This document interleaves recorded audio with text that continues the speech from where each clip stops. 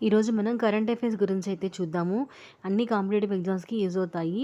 ప్రత్యేకంగా ఇప్పుడు డీఎస్సీ రాస్తున్న వాళ్ళకి బాగా యూజ్‌ఫుల్ అవుతాయి. సో, కరెంట్ అఫైర్స్ అనేవి మన దగ్గర ఒక 1000 బిట్స్ వరకు ఉంటాయండి. సో, మనం పార్ట్ 1 అయితే చూద్దాము.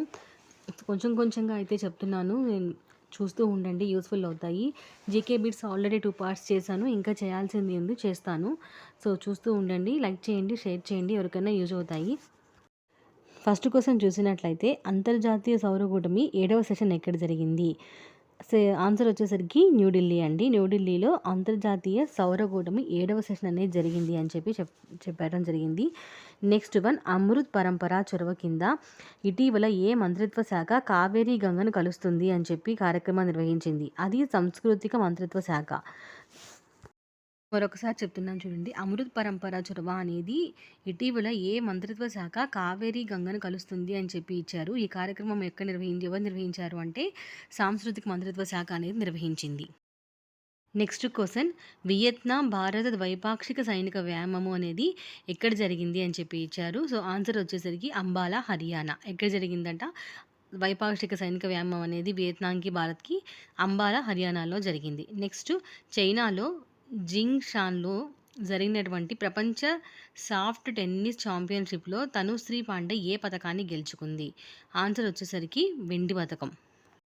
నెక్స్ట్ క్వశ్చన్, ఆహార అభద్రత కారణంగా వార్తల్లో ప్రస్తావించబడిన ఆఫ్రికా కొమ్ములో ఏ దేశాలు చేర్చబడ్డాయి అని చెప్పి ఇచ్చారు. సో ఆన్సర్ వచ్చేసరికి ఇథియోపియా, అలాగే Djibouti, Eritrea, Somalia, Eritrea, Ethiopia, Djibouti అనే 4 దేశాలు ఆఫ్రికా కొమ్ములో అయితే చేర్చబడ్డాయి. ఇటీవల ఏ రాష్ట్ర ప్రభుత్వము వడగాలులను రాష్ట్ర నిర్దిష్ట విపత్తుగా ప్రకటించింది? రాష్ట్ర నిర్దిష్ట విపత్తుగా వడగాలులను ఏ రాష్ట్రం ప్రకటించింది అంటే తమిళనాడు. నెక్స్ట్ క్వశ్చన్, తెలంగాణలో సాయుధ దళాల పతాక దినోత్సవము నిధి ఏ లక్ష్యం ఏంటి అని చెప్పి ఇచ్చారు. దాని ఆన్సర్ ఏంటి అంటే మాజీ సైనికులకు ఆర్థిక సహాయం. మాజీ సైనికులకి ఆర్థిక సహాయం చేయడం కోసం ఏర్పరిచినటువంటి దాన్ని ఏమంటాము అంటే తెలంగాణలో సాయుధ దళాల పతాక దినోత్సవ నిధి అని అంటారు. నెక్స్ట్ క్వశ్చన్, ట్రాఫిక్ రద్దీని తగ్గించడానికి ఏ ఈశాన్య రాష్ట్రం సరీ బేసీ పథకాన్ని అమలు చేసింది? ఆన్సర్ వచ్చేసరికి సిక్కిం అండి. సిక్కిం అనేది ట్రాఫిక్ రద్దీని తగ్గించడానికి సరీ బేసీ అనేటువంటి పథకాన్ని అయితే అమలు చేసింది.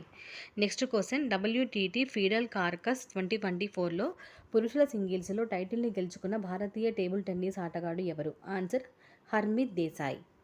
భారతీయ టెన్నిస్ ఆటగాడు అనమాట హర్మిత్ దేశాయ్. చిన్న వీడియో చేశానండి. సో బిట్స్ అనేవి వస్తూ ఉంటాయి. కరెంట్ అఫైర్స్ అనేవి చూస్తూ ఉండండి. లాంగ్ వీడియో చేయడానికి కొంచెం ట్రై చేస్తాను.